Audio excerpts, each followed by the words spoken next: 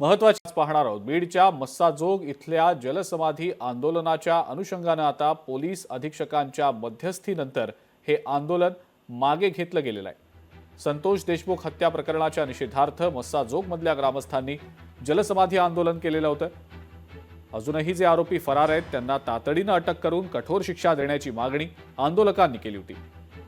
दरम्यान बीडचे पोलीस अधीक्षक नवनीत कांवत यांनी आरोपींना लवकरच अटक करण्याचं आश्वासन दिल्यानं हे आंदोलन मागे घेतलं गेलंय। तर सरकार बीडमधल्या एकाही आरोपीला सोडणार नाही, ग्रामस्थांनी मुख्यमंत्र्यांवर विश्वास ठेवावा असं आवाहन मंत्री चंद्रशेखर बावनकुळे यांनी केलेलं आहे। तपास डीपली चांगल्या प्रकारे तपास असला पाहिजे।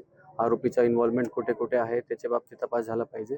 डिटेलमध्ये चर्चा झाली, महिला मंडळीशी सोबत चर्चा केलेली आहे, पुरुष मंडळीसोबत चर्चा केलेली आहे आणि नक्की आपला बीड पोलीस तर्फे आमच्या जो एफर्ट्स आहे ते पूर्णपणे 100% एफर्ट चालू आहे। त्याच्यामध्ये जो बाकी उरलेले 3 आरोपी आहेत त्यांना लवकरात लवकर अटक होईल आणि त्याच्यामध्ये आपला जो तपास आहे ते आपण प्रामाणिकपणे करू। सर 10 दिवसाचं आपण सांगितलं होतं की 10 दिवसामध्ये 10 दिवस लोकांनी आम्हाला सांगितलेलं आहे, तो आपण प्रयत्न केले तर असं पण होऊ शकतं की 10च्या आत पण येऊ शकते। आपला जो एफर्ट आहे 100% चालू आहे। माझी पूर्ण टीम गुन्ह्याच्या पाठीमागचे जे उरलेले आरोपी आहेत त्यांना अटक करण्यासाठी माझी पूर्ण टीम चालू आहे। माननीय देवेंद्रजींनी या ठिकाणी इतकं स्पष्ट आणि योग्य पद्धतीने तपासाचं काम सुरू केलं आहे।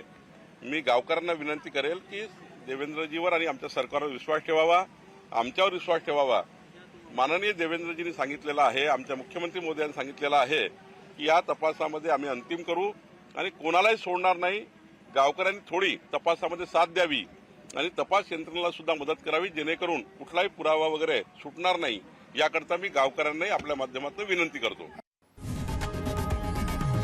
लोकशाही मराठी ऐका, पहा, जागरूक रहा।